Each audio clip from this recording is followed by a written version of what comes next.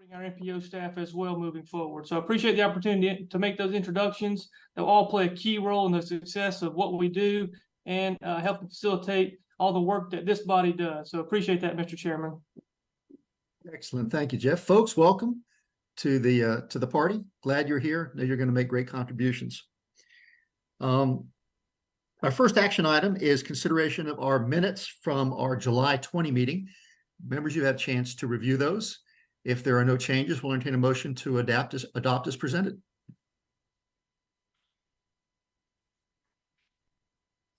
I move for approval of the minutes, Mr. Chair. Second, Mrs. Allen. Ms. Adams makes the motion. Mayor Joines makes the second. Any discussion? All those in favor, please say aye. Aye. We can't do that. I'm sorry, folks. Roll call. We're not in person anymore. I'll do that 2 or 3 times during this meeting. Kelly, you're on the stage. Yes, sir. Mr. Joines, Yes. Miss Adams, Yes. Mr. Brannon, Yes. Mr. Bradley Taylor, Yes. Mr. Apple, Yes. Mayor Horn, Yes. Mr. Byron, Yes. Mr. Marion, Yes. Mr. Swain,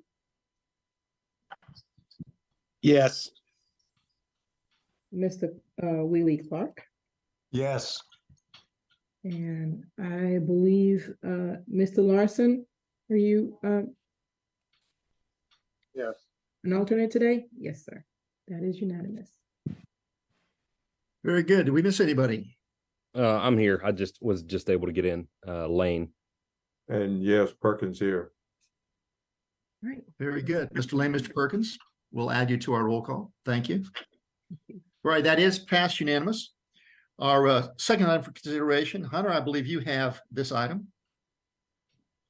That's correct, Mayor Horn, and I want to request to move up what is listed on everyone's packet as item number 6. That would be the public hearing and consideration of the amendment to the Metropolitan Transportation Plan. Request that we move that before, but I believe we will need the motion from one of the members of the committee. Thank you. You know, in our agenda session, we talked about doing this, and I said, I'll take care of it, not a problem. I'll move it up. And of course, what did I forget to do? I didn't move it up. So we basically are moving a item for our informational item, which is number 6. We're moving that up to the 3rd item on our agenda today. And I'll make the appropriate motion to do so. Second, Mayor Horn. As Mr. Apple? Yes, sir. All righty. Kelly? All right, Mr. Joines, Yes. Miss Adams, Yes. Mr. Larson, Yes. Mr. Brannon, Yes. Mr. Taylor, Yes. Mr. Apple, Yes. Mr. Horn, Yes. Mr. Byron, Yes. Mr. Marion, Yes. Mr. Swain, Yes. Mr. Perkins, Yes. and Mr. Clark, Yes. and Mr. Lane. Yes. That concludes it. Thank you. That's unanimous. That passes. Sorry about that, kids.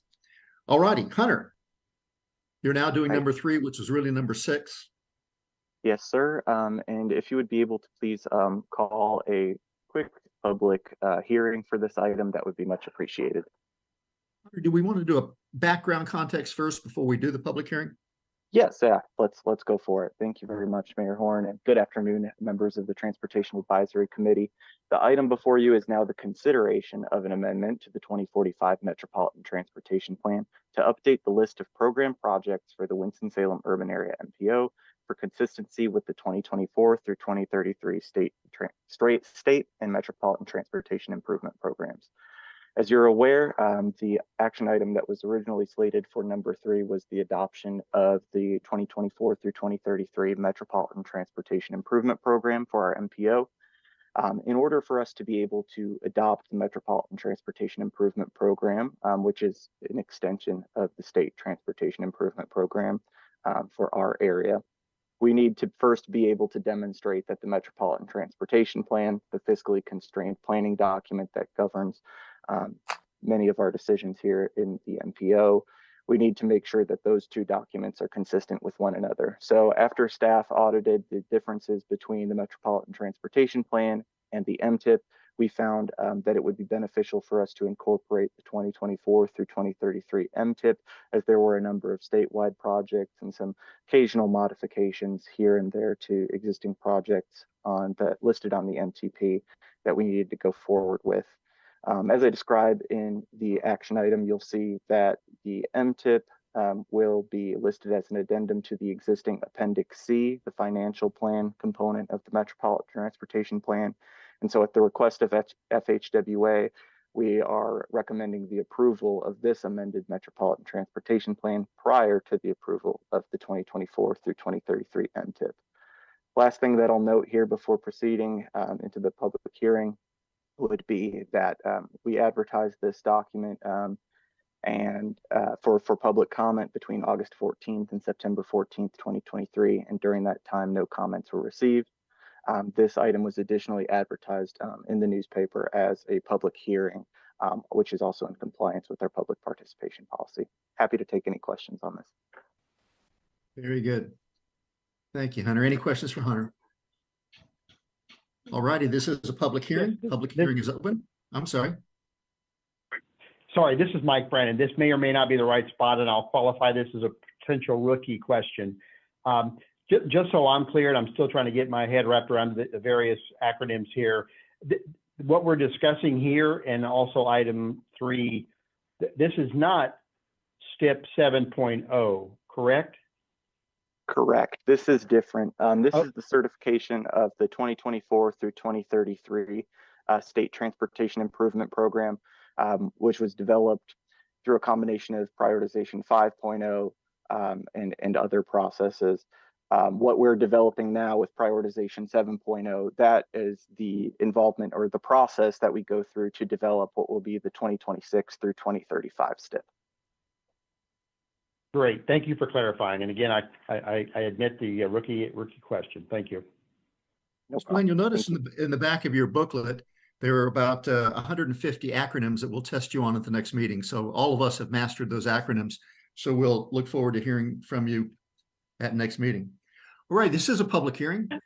Do we have anybody who has joined the meeting who wishes to speak on this item? There's nobody participating. Kelly, do we have anybody standing by? All righty, since we have no speakers on this, we'll close the public hearing. Members, if you're in agreement, we'll entertain a motion.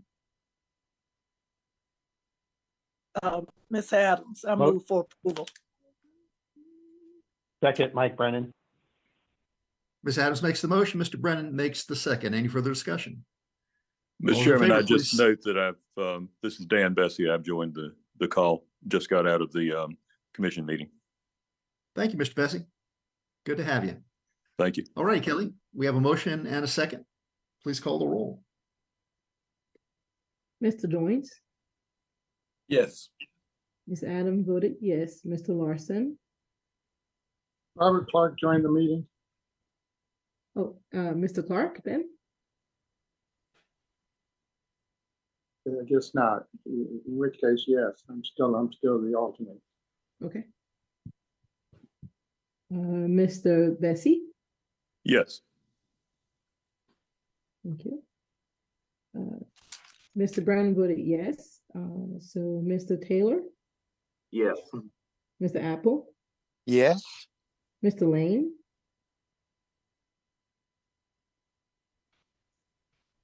Mr. Lane? Sorry, I was muted. Yes.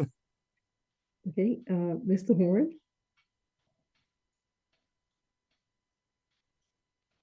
Mr. Horn? Yes, ma'am. Mr. Byram? Yes. Mr. Marion? Yes. Mr. Swain? Yes. Mr. Perkins?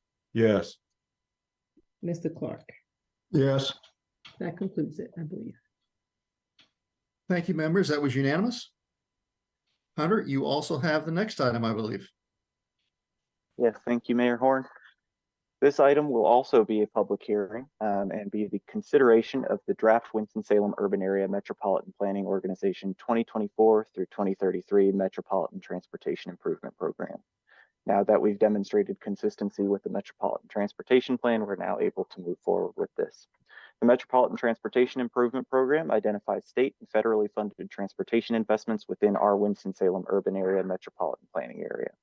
The MTIP is, of course, a subset of the 2024 through 2033 State Transportation Improvement Program that was adopted by the Board of Transportation in June of 2023 after a public review period. The MTIP and the STIP are collectively sometimes referred to as the TIP, or Transportation Improvement Program, and this includes highway program and non-highway program projects, as well as the statewide program projects. Our MTIP adheres to state law, the Strategic Transportation Investments Law requirements for project identification, prioritization, and selection, as well as coverage over a 10-year period. The first 6 years are recognized as the delivery TIP, and the remaining 4 years are considered the developmental MTIP. Delivery MTIP is committed, while the other purpose of the developmental MTIP is subject to reprioritization and to provide for environmental studies and design work needed to prepare those projects for delivery in the future. Our MPO develops this MTIP in cooperation with NCDOT and area transit agencies, and our MPO TAC must adopt the final MTIP followed by NCDOT's approval. NCDOT is seeking to send its STIP for final approval to FHWA by the conclusion of this month, which makes this item very time sensitive. In accordance with our public participation policy, we held an over 30-day public participation period. In addition to that, we also held an in-person public review meeting at Union Station, our Winston-Salem DOT office, on Thursday, August 31st from 7:30 a.m. to 5 p.m. During each of those, no comments were received. I'm happy to take any questions at this time and open it up for public hearing pending Mayor Horn's call. Any questions for Hunter? If I may, Mr. Chairman, just want to clarify the agenda item number of the item we're reviewing is which? Mr. Bessie, we have we moved an item around. We moved number 6 on our informational items up to our item number 3. So we're basically one item later now. We're on the original number 3. We are on Correct. the we're actually on the original number 3 now. Yes, that's correct. Yes, and I just want to a clarifying question. In acting on number 6, did we remove any projects from the list included for agenda item number 3? No, not that I'm aware of. The 2024 through 2033 STIP includes all projects that were programmed in the 2020 to 2029 STIP. This would really only constitute additions and modifications. Very good. Thank you. Thank you, Mr. Bessie. In just a little bit, we're going to ask you who's on first. Right. This is a public hearing. Anybody wish to make comments? Kelly, do we have anybody standing by to make comments? No, that I can see. All righty. Then we'll close the public hearing. Members, what's your pleasure? Mr. Chairman, this is Alan. I move approval of the resolution approving the 2024 to 33 MTIP. I'll second.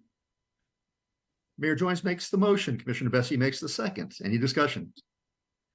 All right, Kelly.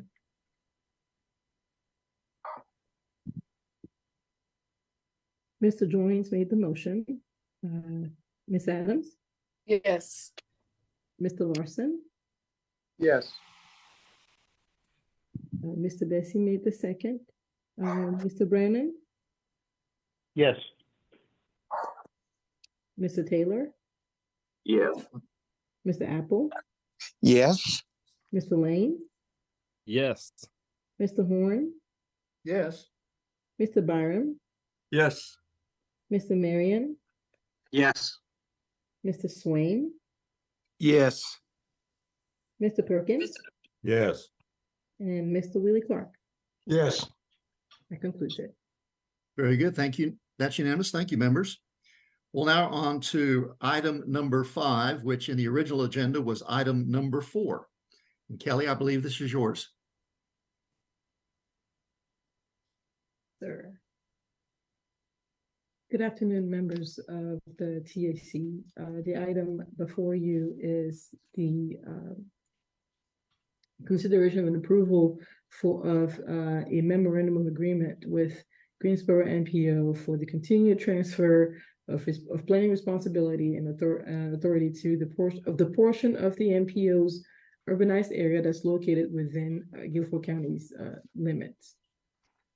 23 USC 134 and Section 8 of the Federal Transit Act requires that an NPO be designated for each urbanized area, and that if necessary, the boundaries of said NPO be updated every 10 years with the census.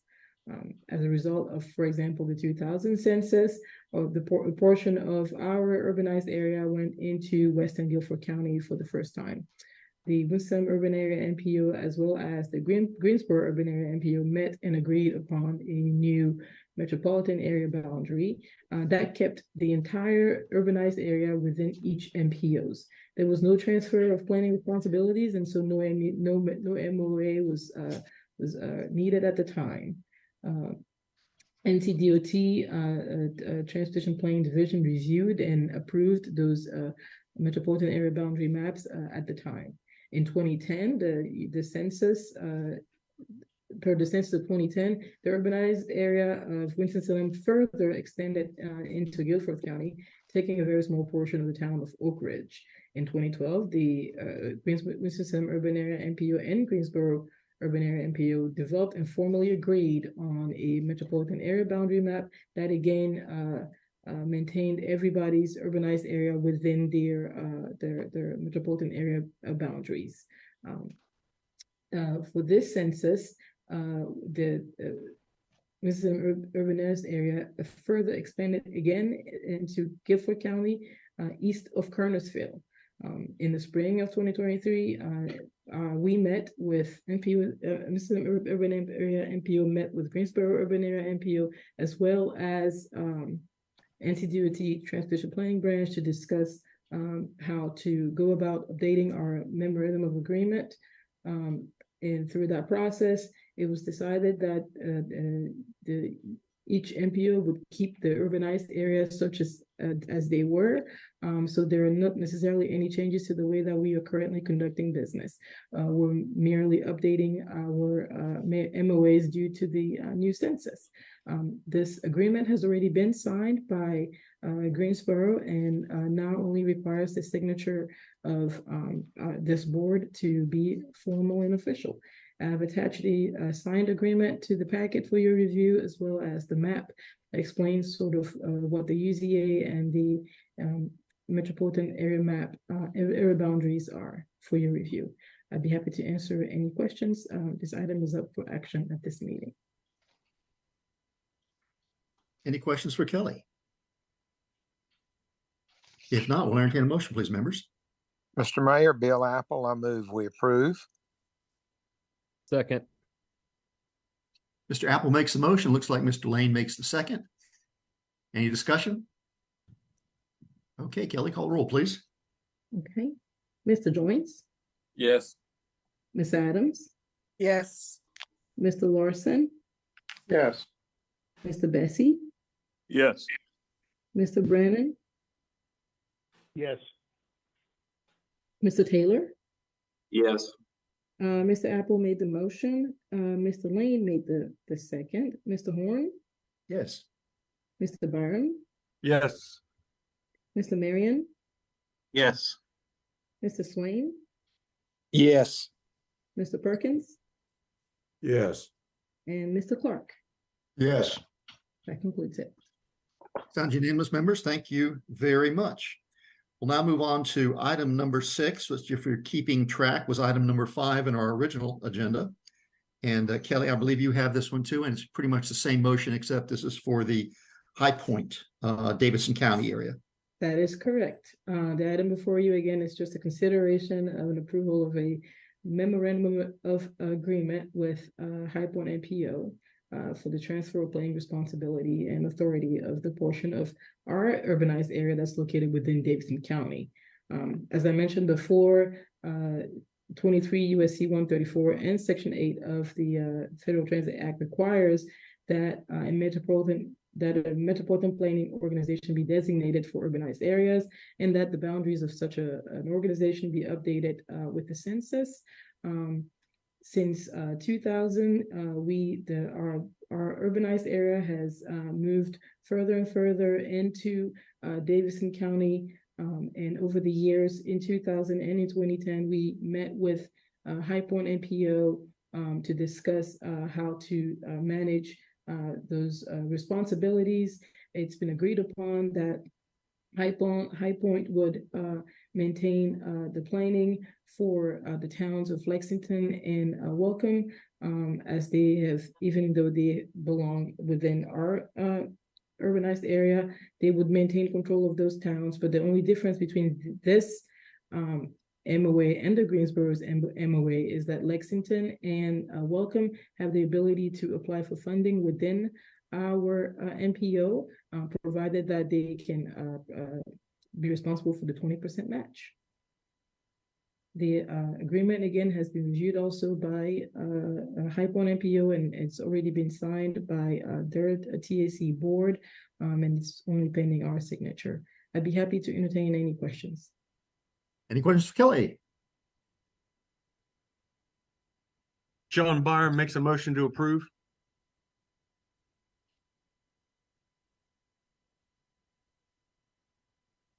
Andy Perkins seconds.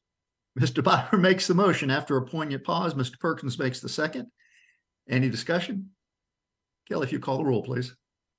Mr. Joins? Yes. Ms. Adams? Yes. Mr. Bessie? Yes. Mr. Brannon? Yes. Mr. Taylor? Yes. Mr. Lane? Yes. Mr. Horn? Yes. Mr. Byron made the motion. Mr. Marion? Yes. Mr. Swain? Yes.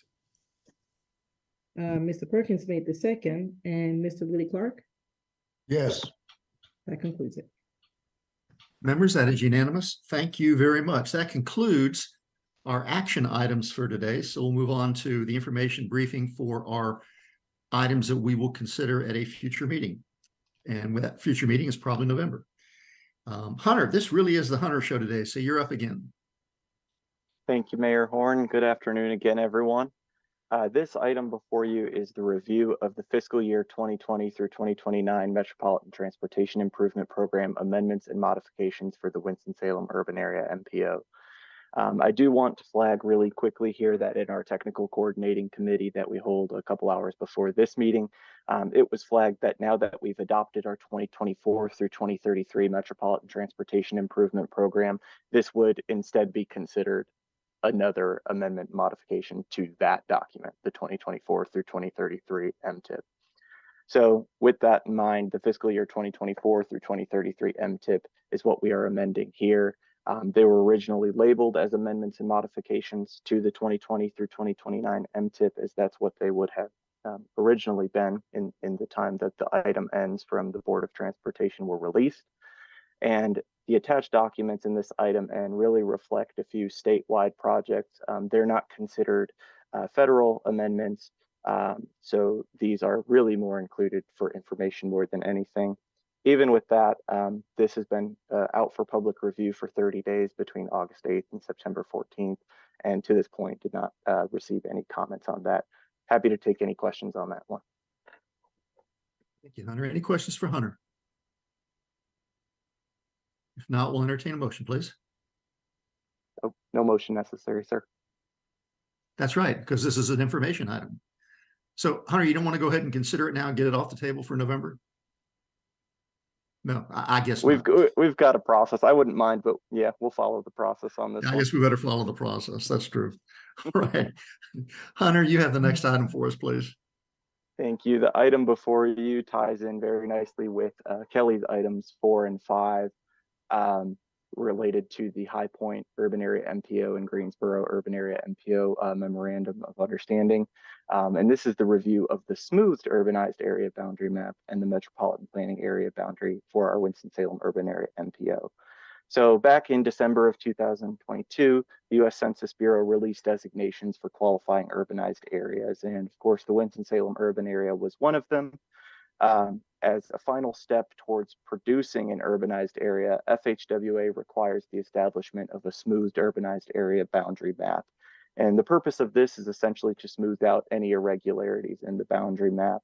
If you take a look at the map in the purple and pink, you can see that it's something of a very jagged boundary. Let me see if I can pull it up here. And the area in orange uses more logical termini, things like streets or natural features like streams, to really just smooth that boundary out and also encompass areas that we feel, based on available data, could become urbanized over the course of the next couple of decades.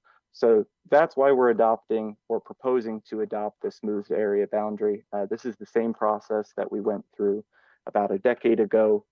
And this particular smoothed area boundary is currently under review by NCDOT's Transportation Planning Division, and any changes that come out of that review, we will certainly communicate with this board.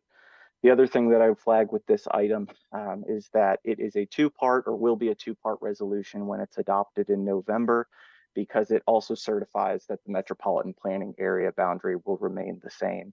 And that's consistent with what we saw with the Greensboro and High Point MPOs, where the actual boundaries of our MPO will stay the same, but some of those agreements about planning responsibility will still hold. So if you have any questions about this, happy to entertain any at this time. Any questions for Hunter? Other than why his choice of colors? All righty. If not, next item, please. And I believe, Hunter, this is also you. Yes, sir. And so this item will be combined with agenda item number 7 that was listed at our November 16th meeting, because this will also be a review of the fiscal year 2024 through 2033 Metropolitan Transportation Improvement Program amendments and modifications to the Winston-Salem Urban Area MPO, and amending the 2045 Metropolitan Transportation Plan, because as you'll note in this very lengthy item N, there are the additions of new projects that were previously not included in our MTP at both the statewide level and the MPO level. So with that, NCDOT, of course, regularly updates the State Transportation Improvement Program to include those new projects and modify existing projects, and any STIP amendment for new statewide projects or projects within our Winston-Salem Urban Area MPO triggers the amendment of our MTIP, and where necessary, our Metropolitan Transportation Plan. We'll be advertising this for public review sometime in the month of October, extending into November, and we'll bring this back in November. Happy to take any questions in the meantime. Any questions for Hunter? Very good, thank you. Hunter, I believe you have a guest to introduce who'll give us a brief presentation today. That's exactly right. And I'll take a moment here to pull up their PowerPoint presentation. But to just preface this, we have invited Jason Schrantz, David Wasserman, and Austin Chamberlain of the North Carolina Department of Transportation STIP unit. And they're here to discuss the potential benefits of extending our programming windows. So as you might remember, we hold two calls for projects in this MPO, one that combines the CMAQ and carbon reduction program that we're set to begin sometime this October. And we do that on an annual basis. And then our other call for projects we hold every 2 years, and that's for our Surface Transportation Block Grant, DA, and Transportation Alternatives Program. And that tends to carry with it a little bit more funds and be a bit more involved. With that, the STIP unit staff is recommending programming funding over a long 5-year period for STBG, DA, and TAP, as well as some of our other DA programs that you'll hear about today. This approach is really to maximize funding opportunities and to reduce potential issues with swapping or fund lapses. At this time, our Winston-Salem Urban Area MPO staff are thinking about continuing holding 2 separate calls, but taking NCDOT up on an extended programming window of about 5 years.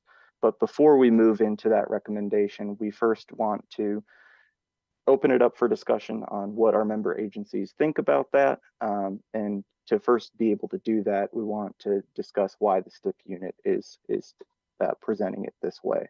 So with that, I will turn things over to our large conference room over in DOT, and I will begin the presentation that we have that they sent over to us. So 1 second here.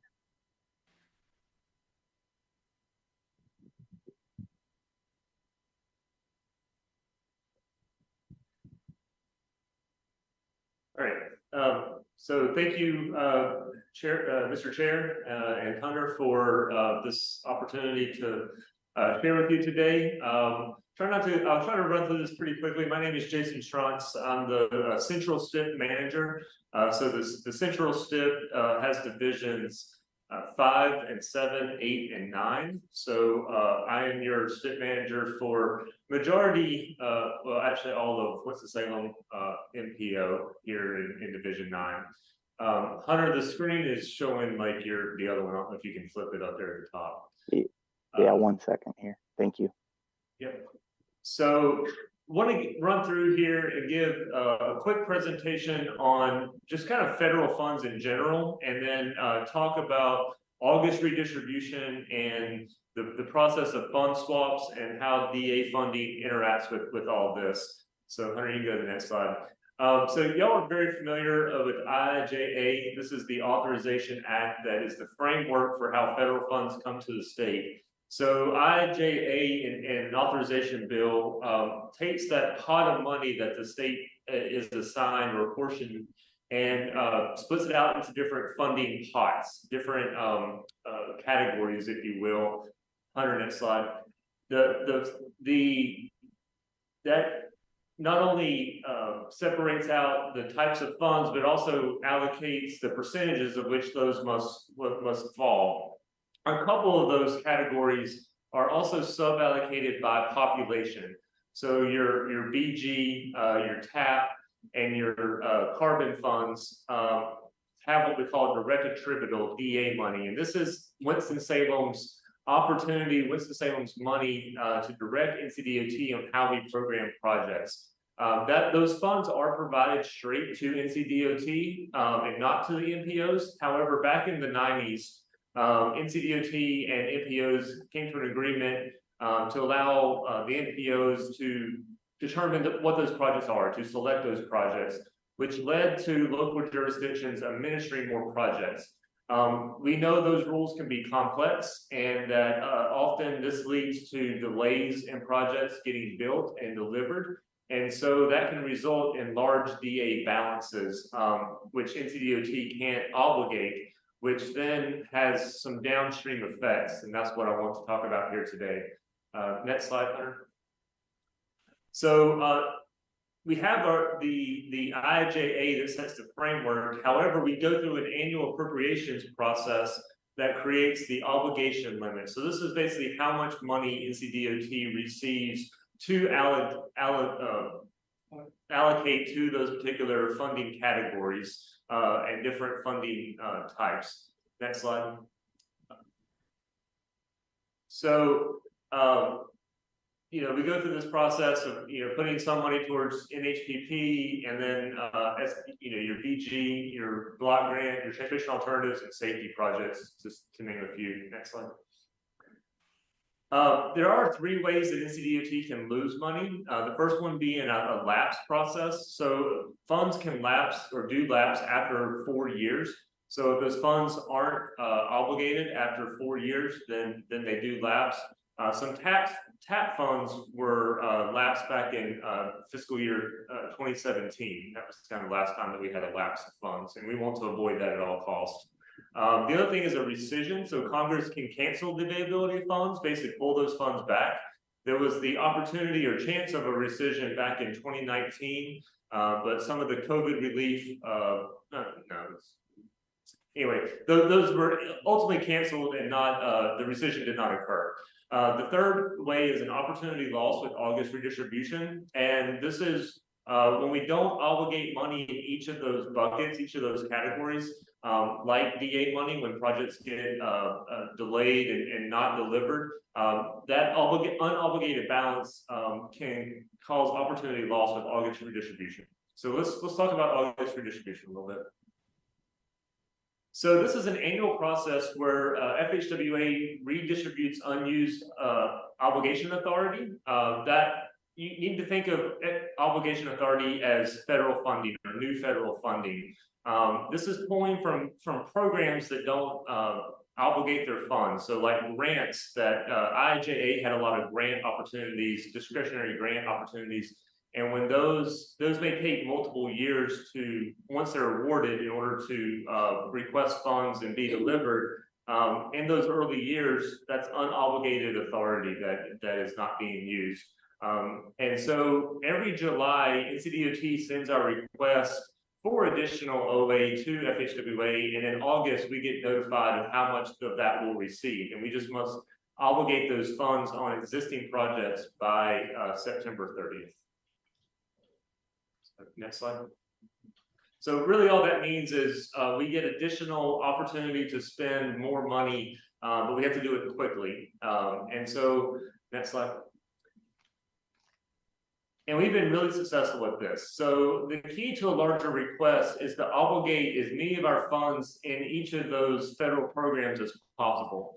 So as you see from 2018, we've been over $100 million. In the last 2 years since the passing of IIJA, we've been extremely successful with 277 and this year $265 million.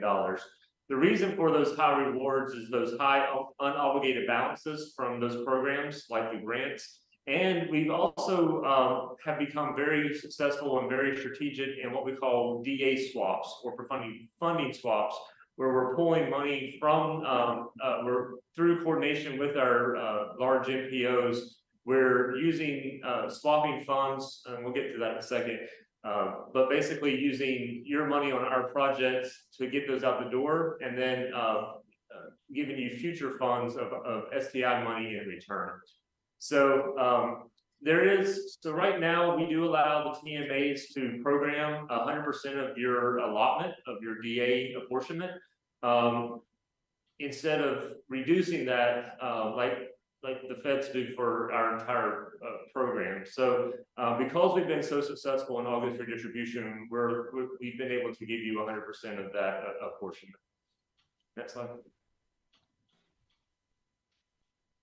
So where does that go? Basically, when we get this additional OA through August redistribution, we turn around and put that money back on a conversion of advanced construction. So when we construct a project, we often use and almost always use advanced construction. This is using state trust funds initially, and then we go through a conversion process of asking for reimbursement of those federal funds. So every dollar that we can obligate by July 1st is new OA, new money that we can bring into the door through August redistribution. The key to obligating these projects is that number one, delivering projects. Keeping projects on schedule and moving those through and requesting those funds and obligating those funds is the absolute number one thing that we want to see done. We want to see our taxpayers and our citizens receiving the benefit of those projects, but delivering those projects helps us in this process. There's also the process of programming or performing fund swaps. I don't know if you want to go to the next couple slides. We can go through this quickly, but fund swaps, we have a process that we've worked out with the MPOs that we reach out to the MPOs and if there's going to be an unobligated DA balance, we want to use those funds on NCDOT projects, basically switching. So we're going to use your money on our projects, and in return, revenue neutral, we're in the future going to give you our money on locally selected projects. So we have a way to track this. It's an agreement, and this again just helps us with that August redistribution. Ideally, if those DA funds were obligated through delivering projects, then we wouldn't have to do this. But we have a tracking mechanism. On the left side is where we're spending your money on our projects, and on the right side is how we're feeding this back. My unit will share this information quarterly with the NPO staff to make sure that coordination effort is being honest and truthful, and we're upfront about all that in the procedure. So go ahead, next slide. This is also displayed in the STIP itself. So if we are using our STI money on your project, then we will show that on the project itself in the STIP as the funding code. If we have an IOU or there's a future owed of money, then there's a holdout project where it's kind of your future funds that you have to program with. We'll make sure that that also shows the STI funds in that holdout project as well. And you can go to the next couple slides here. This kind of builds on itself. So basically, the proposal is that your process is basically staying the same. So each year or on request, we will send the NPO the projected amount of funds that are available over the next 5 years. You will send us the list of projects with their desired schedule. And then basically, we want to go through and review and coordinate on the best funding source for those projects. So if the NPO has one call for projects, then a single call, then it makes it a lot easier to switch and coordinate between fund sources on making sure that we obligate funds in all those federal programs. And we want to make this be a collaborative effort. The other thing is about the 5-year program. We're really asking for a one-time 5-year call of projects, and go ahead and scheduling out multiple years of projects so that multiple projects can get into the design process that can be moving along, so that delivery of those projects are more consistent. Once you do a 1 year, a one-time 3 or 5 year procedure, then you can have an annual call to add a year or two onto the end of that and keep that growing. So basically, we just want a larger pool of projects that you're working on, that you're developing, so that those projects are getting delivered, so that money is being obligated, so that we can continue to be successful in the August redistribution process. Last slide there, Hunter. So the benefit is to maximize these August redistribution requests. We want to make sure by obligating those funds that we're not lapsing funds. And then if there's going to be a rescission, that we go ahead and get those, if we hear of a rescission coming, that we can go ahead and obligate as many of those funds as possible, so the rescission doesn't take those funds back. We don't want to change necessarily how the NPOs select the process, what criteria you use to select your process, but it is we see benefits of having a single call of projects, especially things like TAC and carbon, which are often very similar processes. But if you have two separate calls, we couldn't transfer those fund sources between the two. So ultimately, the benefit is that more funds come to each NPO through August redistribution, and we're able to continue to give you 100% of that apportionment. So I'll open up for questions. We have David's here with me. He was very vital in the August redistribution setup for this year, and we can take your questions now.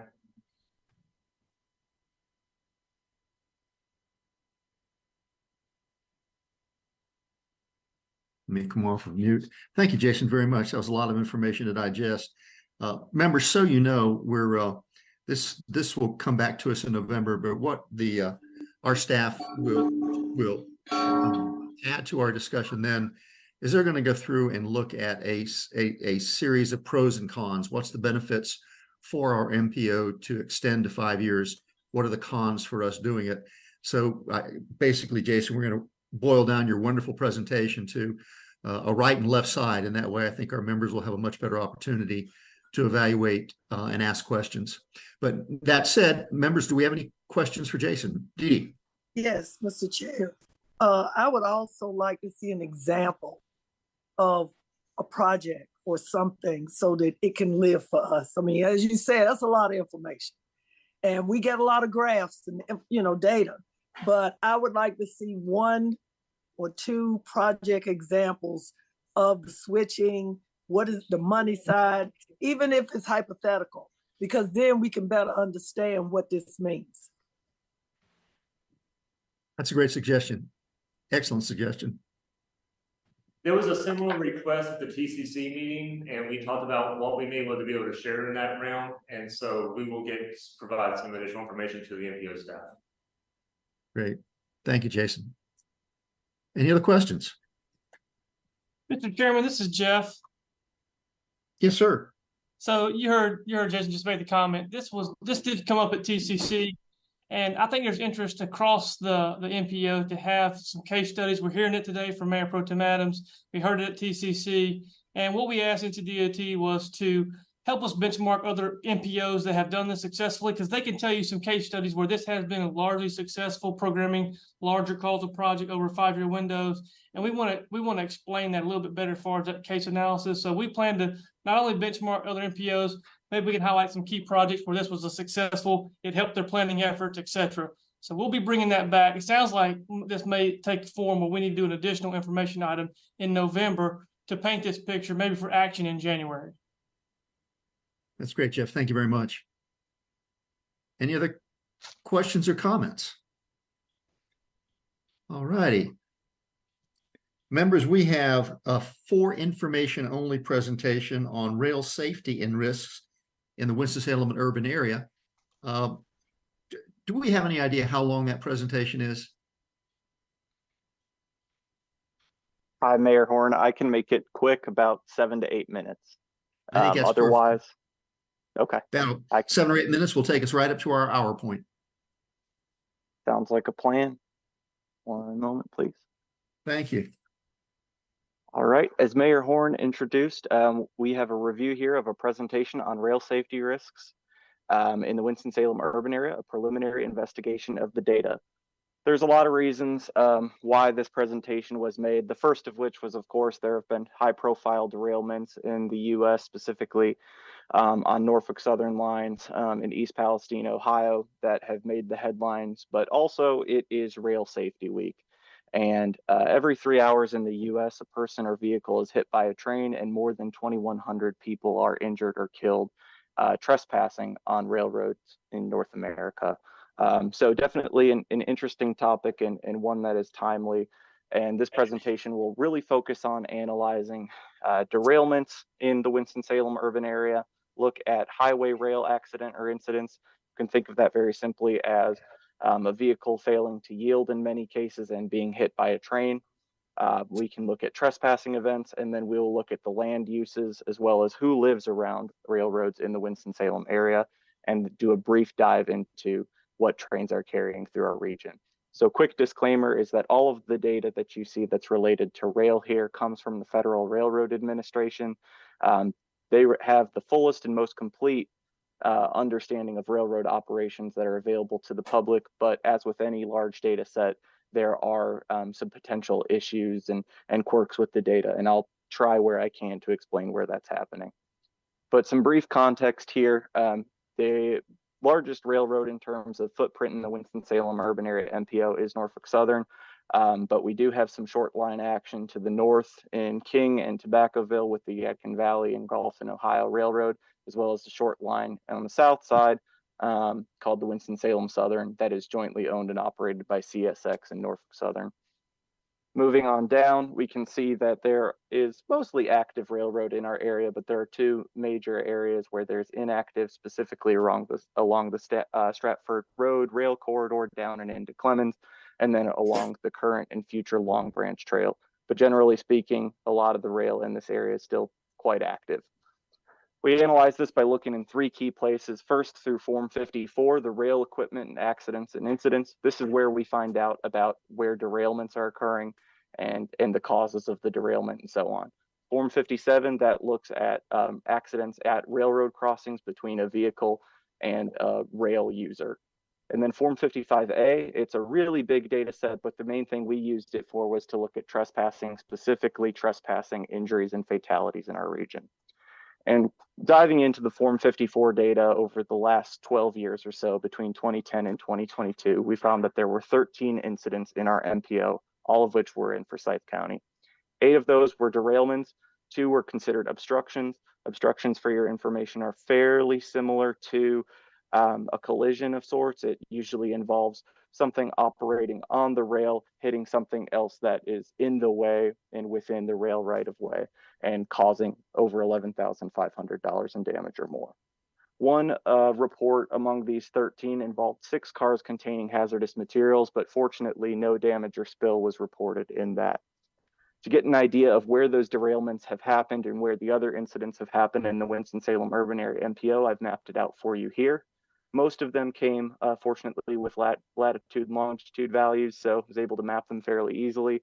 The other 2 I had to guesstimate based on the mileposts along rail corridors. So you can see that's represented by the orange arrow there. There is a bit of a cluster in the northeast corner of Winston-Salem that you notice, and that exactly corresponds to the North Winston Yard outside of Smith Reynolds Airport, where there have been 5 low-speed derailments since 2010. Always important to look at the causes of these incidents. In our area, it seems to be that human factors, operator error, have driven the majority of them, but we're talking about a generally small number, 13 overall, and about 5 or 38% of those due to infrastructure issues such as damage to the switch or a missing cross tie. Moving on, for a more statewide perspective, you can see that the triad does have a good number, and that's a bad number, of Form 54 incident history since 2010. Interestingly, we know Davidson County is represented in this MPO, but none of the 36 Davidson County incidents occurred within our MPO border. They're happening more in places like Thomasville and Lexington. Form 57, if you recall, is where we're talking about vehicles and rail vehicles coming into collision there. And we've got 25 incidents overall, about evenly split, occurring at public crossings and private crossings. This has resulted in 2 fatalities and 16 injuries in our area. Certainly welcome you to look up any one of these railroad crossings in the FRA GIS database to figure out where some of these crossings are located. If you're interested in any of them, I'm happy to pull that data for you as well.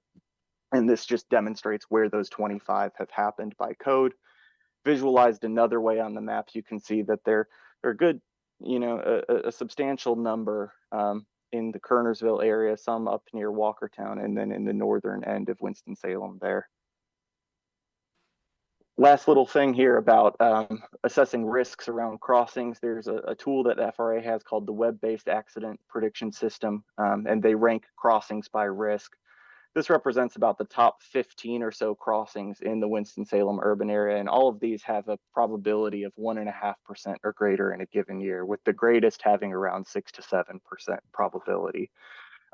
You'll be happy to learn that one of the projects, 722024H on Shadowlawn Drive, is programmed in the 2024 to 2033 STIP that y'all just adopted, and that is to install safety improvements on what is identified as certainly a high-risk crossing there. Moving on really quickly to trespasser casualties. Trespasser casualties is an interesting data set because it certainly underreports the issue of trespassing on rail corridors in our area, because it only reports where there have been injuries or fatalities. It does not capture where trespassing may actually be happening day in and day out, which is still, of course, a major risk in our area. Again, you can see that 5 of these have resulted in fatalities and 7 on injuries, with some clustering around Kernersville there. Looked into land use analysis, and you can see that there is a substantial intersection, not just of non-residential industrial uses in Forsyth County, but there are cases where railroad is running through folks' backyards and intersecting with actual residents. We analyzed parcel values along railroads and came up with about a $2.5 billion value of appraised value of all parcels, and that represents about 2% of parcels in our county. Next, looked at who is living around railroads and used the US Census on the Map tool. There's, of course, some limitations to this data set as it focuses on the working population, so it may understate the bigger census population as a whole, but it's a convenient tool to kind of get an idea of who is living within the area. So we compared the MPO as a whole, and then areas within that 200-foot buffer, or approximately half a mile buffer of rail in that area, as you can see mapped there. To do a quick environmental justice assessment, we found, generally speaking, that in our MPO and in the city of Winston-Salem, the block groups that border rail in our area tend to have higher populations of low-income populations and non-white populations, which would factor into a traditionally disadvantaged groups who, in the event of an evacuation, may have less capacity or capability to evacuate or have the resources necessary to do so. So that certainly informs planning.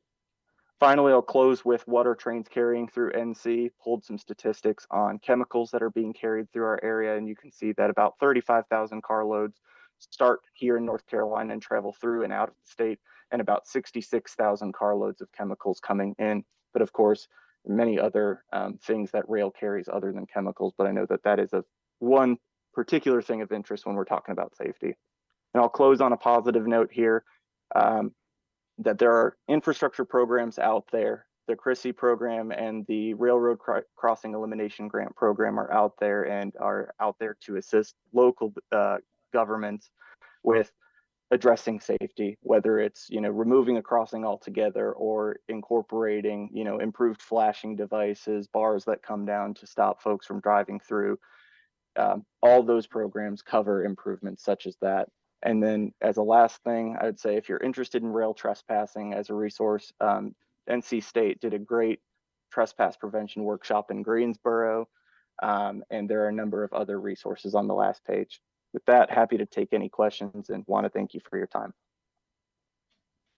Hunter, first off, fabulous job putting this together. Thank you. Yeah. It's a great aggregation of information. I know I haven't seen anything like this at all.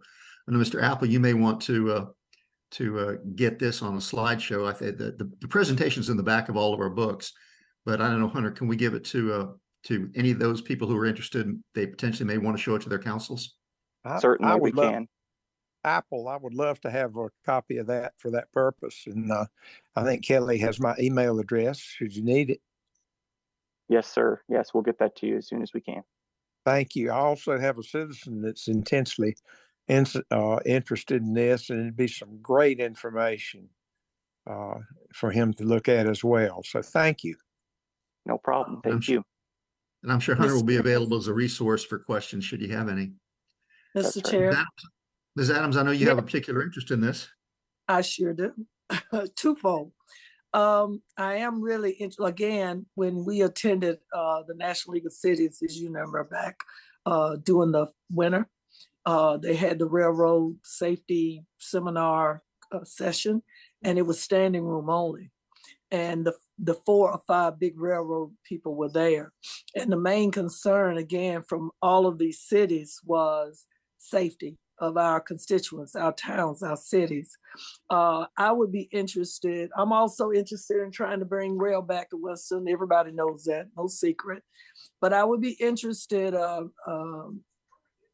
Mayor Joins and Councilmember Larson and Commissioner Bessie, I would be interested in lieu of the Weaver fire incident that happened. Again, none of the people at that meeting knew what was coming through their communities, and we all were very angry about it. I think it's important that our citizens know that, because if the data, which we already knew, shows that non-whites and low-income people live near the railroad tracks, even though we evacuated, I think we can be better at that. I live near it. And I think that going forward, we need to, and maybe NCDOT, I don't know, we need to have some type of guidelines that cities and towns and villages have to have for safety evacuation, a plan. And I know we got emergency management, but there is no plan. If there's one, I've never seen it. And I think we need to be able to do that with now the number of cars and chemicals and other things coming through our communities. Mr. Chair. Thank you, Dee Dee. I'm sure you will organize a sub-meeting of those individuals that you just named and advance your cause. But thank you. That's a great point. Will do.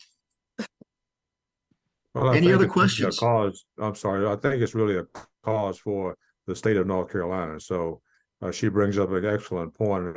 I think what we need to do is coordinate with our rail division here at DOT for North Carolina. And I'll stand up and say we'll make that happen, because I think it's an excellent analysis of what you in fact found in terms of this small enclave within the 100 counties.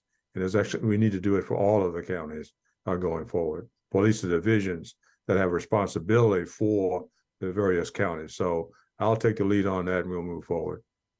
Mr. Chairman, I think there's additional, concern. I think there's a tension sort of built in there, and that there's at least a perception, be it founded or not, that there's an opposing interest in terms of profitability on the part of railroads. For example, how many engineers required in the engine and other safety measures. So there's there's kind of a very tense relationship there anyway between the public and the railroad interest itself.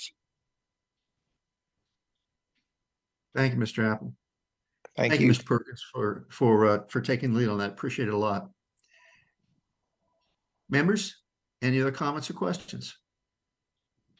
Yes, I have one. Yes, sir. With heavy heart, I'd like to announce that we lost one of our exceptional board members in Nancy Dunn, who represented this division from 2001 to 2009. She passed away last week. She had from a long illness, but she did an exceptional job of representing this division.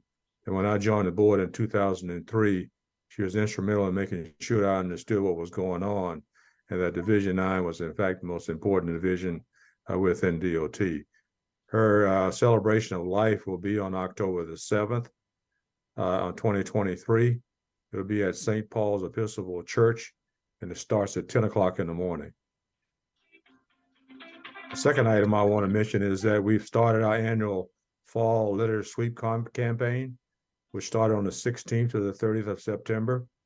The leadership of the division did go out and do its due diligence yesterday along Silas Creek Road. And so those who want to volunteer and support in your various areas or roadways that you have, we'd love for you to get out there and help us out. To this point right now, from the statewide, we've collected about 7 million pounds of trash off of our right-of-ways within the division of the DOT. And finally, we're still very strong in terms of our cash balance. I don't know if y'all take the chance to look at it, but right now, if you go out our webpage, you'll notice that the DOT unreserved cash balance is a $2.2 billion in the highway fund and the trust fund. So if we got any problems, we can take care of them. And the last thing I want to mention, is we continue to advertise for substantial DBE firms that can do work within the DOT. That's the Disadvantaged Business and Enterprises. And we'll be hosting meetings in all of our division offices between the 9th of September and the 23rd. So if you hear about it, make sure if you have any folks who can do that type of work or similar work, don't forget to let them contact the division and participate in those meetings. That's all I have. Thank you very much, Mr. Mayor Horn. Thank you, Mr. Perkins. That's really helpful. I've known Nancy for 35 years, and was very, very, very, very sorry to hear that. But thank you for sharing that information. And maybe as a bright spot, we have a crew going out this next weekend in our Yadkinville Road, which is a state road, and they're going to be picking up litter for about a 4-mile stretch. So we'll send you the bags. Great. And we also get a hat for Dee Dee too, so she can get out there and do her thing. Members, anything else this afternoon? As always, I appreciate your time and your expertise and your comments and your thoughtfulness. This is a great group and with a lot of responsibility, and I appreciate how you take your role seriously representing your individual communities. With that, members, we'll entertain a motion to adjourn. Our next meeting is, I'm sorry, real quick, next meeting is November 16th. So mark that on your virtual calendar. Entertain a motion to adjourn, please. To adjourn. Second motion. Mr. Taylor, I believe, made the motion. Mr. Marion, did you get the second in there? Yes. Very good. Mr. Taylor made the motion. Mr. Marion made the second. Any discussion? Recording stopped. All those in favor? Well, we don't have to have any roll call on this. We can just go. So let's go. Enjoy your dinner, folks. Thanks again. We'll see you in November. Take care. Take care. Have a good one.